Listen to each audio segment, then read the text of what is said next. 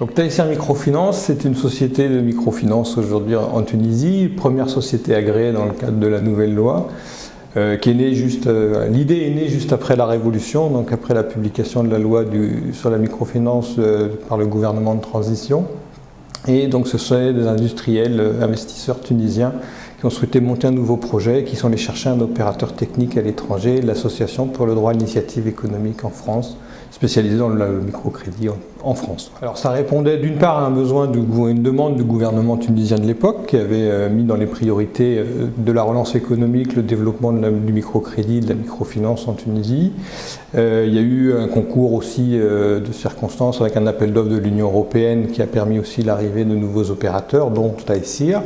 Voilà, donc nous on est venu vraiment dans l'optique de monter un dispositif en faveur du développement des régions du centre et du nord-ouest de la Tunisie, donc régions un peu oubliées par le développement économique des dernières années, et la banlieue du Grand Tunis aussi, donc les quartiers défavorisés. C'est vraiment notre marque de fabrique d'essayer d'aller dans les zones les plus difficiles pour participer au développement économique, pour limiter l'exode des jeunes, pour favoriser l'accès à l'emploi des jeunes diplômés.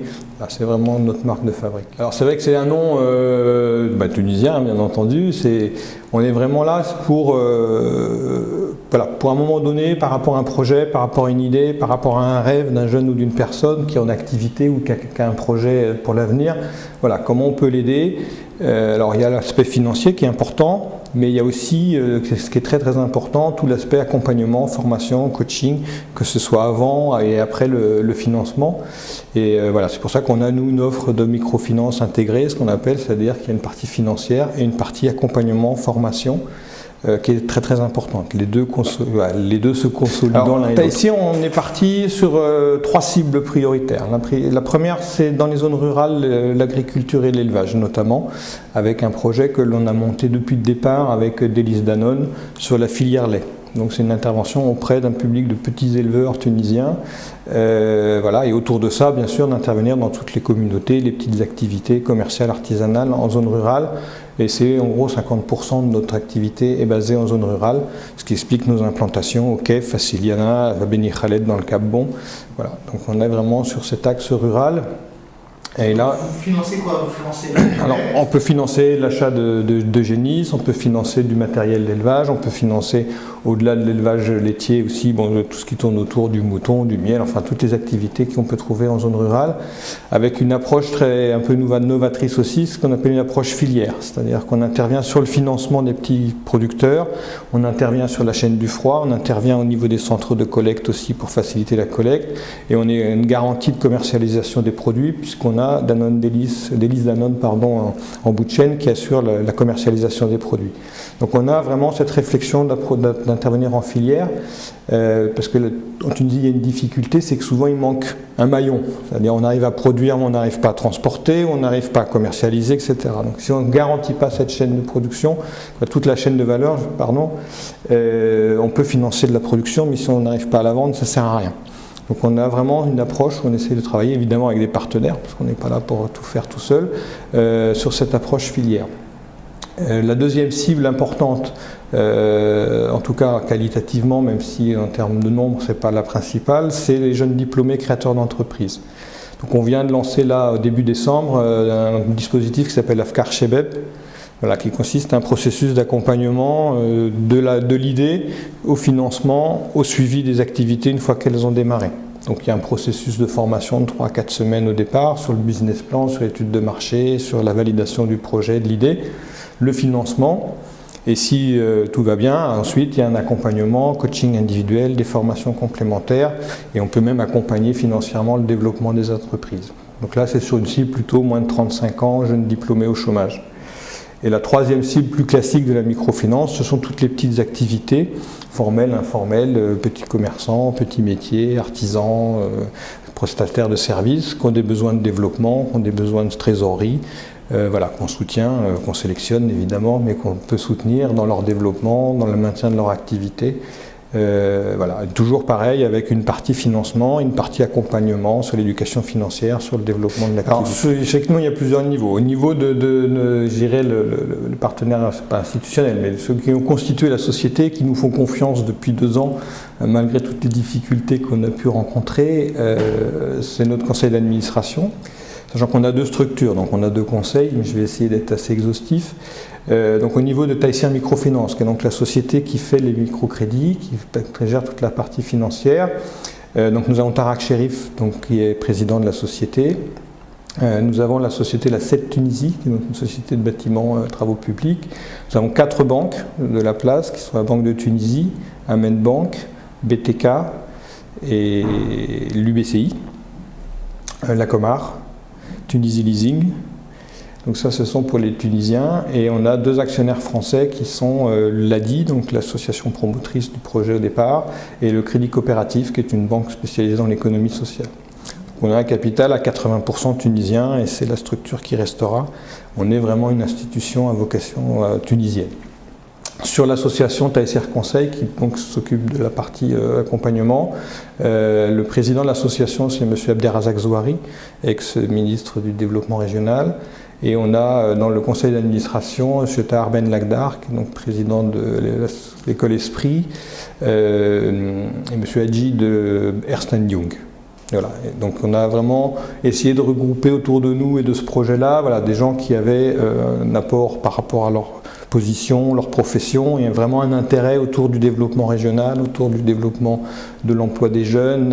Voilà. Donc moi, en tant que directeur général, j'avoue que j'ai une chance incroyable d'avoir tous ces gens-là autour de moi. Alors, on a effectivement après deux volets. On a un volet financement de notre démarrage, parce que donc on a eu la chance d'avoir des subventions et des appuis au démarrage. Donc, c'est l'Union européenne qui avait commencé, l'Agence française de développement. Le Qatar Friendship Fund, donc QFF aussi, avec qui on a donc un partenariat très important autour des agences mobiles, ça j'y reviendrai un peu, et des prêts d'honneur, et puis d'autres partenaires comme la coopération monégasque, la région Île-de-France, je vais en oublier. Voilà. Donc on a effectivement un certain nombre de partenaires institutionnels qui nous financent sur le démarrage, sur l'aide à l'investissement, pour nous permettre d'accélérer, je dirais, notre processus d'implantation et de développement.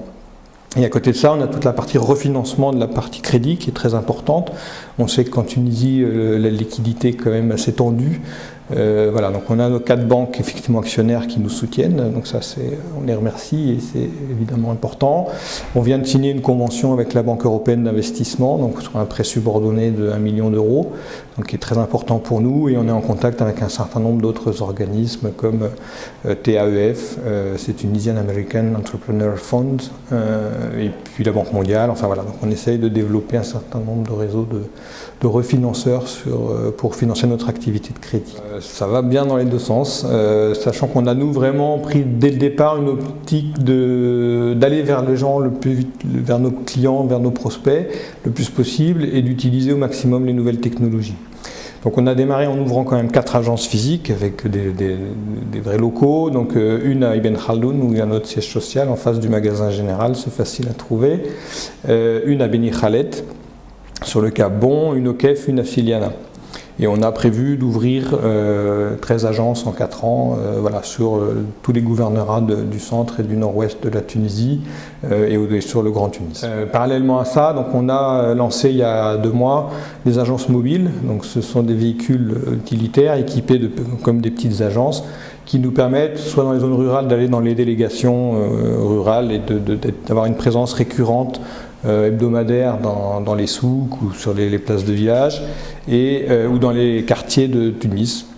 Voilà, donc c'est vraiment aller vers les clients et leur permettre, à partir de ces véhicules qui sont équipés, on peut s'asseoir dedans, enfin c'est une vraie petite agence, de faire de la prospection, d'avoir les renseignements, de monter son dossier, de suivre toute l'activité. Donc c'est un impact très très important, ce qui nous permet vraiment d'aller au plus loin dans les régions, et ça a un impact vis-à-vis des personnes qui n'ont pas vraiment l'habitude qu'on vienne vers elles pour leur proposer des services. En général, c'est plutôt l'inverse, elles sont obligées d'aller à la recherche d'eux. Donc ça c'est très important. En lien avec ça, on veut vraiment développer ce système de banque mobile. On a donc 100% de nos prêts sont gérés par le mobile banking.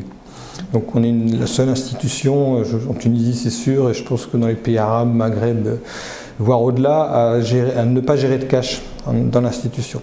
100% de nos crédits sont faits par le mobile banking en partenariat avec La Poste et Ooredoo. Donc on est basé sur la plateforme Mobiflows qui est connue dans la Tunisie par ailleurs, voilà, qui a développé spécifiquement un menu pour la microfinance. Donc les gens reçoivent l'argent sur la carte e-dinar de La Poste et payent à travers leur mobile téléphone. Donc ils n'ont pas besoin de se déplacer à l'agence pour repayer, ce qui donne effectivement une rapidité, une fluidité, une économie pour les clients qui n'ont pas une journée à perdre à venir nous rembourser chez nous. Et donc c'est aussi un facteur de proximité, de pénétration dans les zones des quartiers et les zones rurales. Et le troisième étage de la fusée sur le mobile, c'est que nos conseillers vont être équipés très prochainement de tablettes dans lesquelles ils auront accès au système d'information.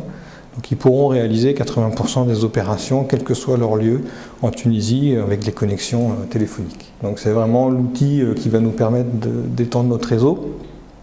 Voilà, on a aujourd'hui donc 4 agences mobiles, une 5e bientôt, et on a prévu d'en ouvrir 10 très prochainement. Alors aujourd'hui, on sera très heureux de dépasser les 1000 clients avant la fin de l'année, donc c'est petit en même temps beaucoup. On a démarré en juin, donc en 6 mois c'est quand même déjà une bonne étape.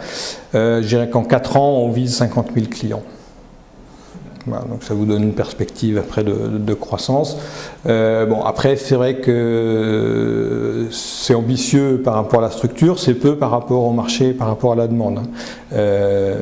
Si on reprend la vision concertée qui avait été publiée en 2011-2012 sur le marché de la microfinance, on estime les besoins en Tunisie entre 800 000 et 1 200 000 personnes. Sachant qu'on a donc des institutions anciennes comme ENDA qui ont déjà plus de 250 000 clients, donc qui couvrent en gros un quart du marché, des besoins. Voilà, donc il reste de la place. Donc vous voyez qu'avec 50 000, on laisse encore de la place à d'autres. Bon, si on peut faire plus, on fera plus. Je pense qu'il y a un marché qui... alors on a souvent la vision de la microfinance, le tout petit projet, l'activité à la maison, voilà. Il faut savoir aujourd'hui que la microfinance, dans le cadre de la nouvelle loi, permet d'intervenir jusqu'à 20 000 dinars et qu'aujourd'hui, avec 20 000 dinars en Tunisie, on n'est plus uniquement sur la toute petite activité familiale, on peut intervenir sur de la micro-entreprise, voire de la petite entreprise. Et là, il y a un marché énorme, parce qu'on sait très bien que le marché bancaire aujourd'hui ne touche pas ce type de public, ne touche pas ce type de petites entreprises. Et là, il y a des besoins et un gisement de consolidation d'activités, de création d'emplois, que ce soit par la création d'entreprises nouvelles ou d'emplois dans des petites entreprises, énorme. Et donc c'est vraiment sur l'ensemble de ce créneau-là qu'il faut arriver à travailler. Donc chaque institution ne va pas forcément toucher l'ensemble du spectre, mais voilà, ça va du petit projet où on a besoin de 500 000 dinars de fourniture jusqu'à des gens qui ont des besoins d'investissement de 15 à 20 000 dinars pour une machine-outil ou pour, je sais pas, monter un atelier. Donc le spectre est très large et c'est, je pense, une nouvelle vision qu'il faut avoir de la microfinance à ce niveau-là. Et là, il y a vraiment un chantier sur le développement économique et même dans les régions. Il y a une foule de projets dans les régions, sur Siliana, sur le KEF qu'on rencontre, avec des gens qui n'ont pas eu accès au financement bancaire depuis 10-15 ans et qui attendent simplement qu'on les aide. Et même pas c'est même pas du don, c'est-à-dire qu'ils attendent économiquement qu'on leur apporte un outil qui leur permet de consolider et développer leur activité.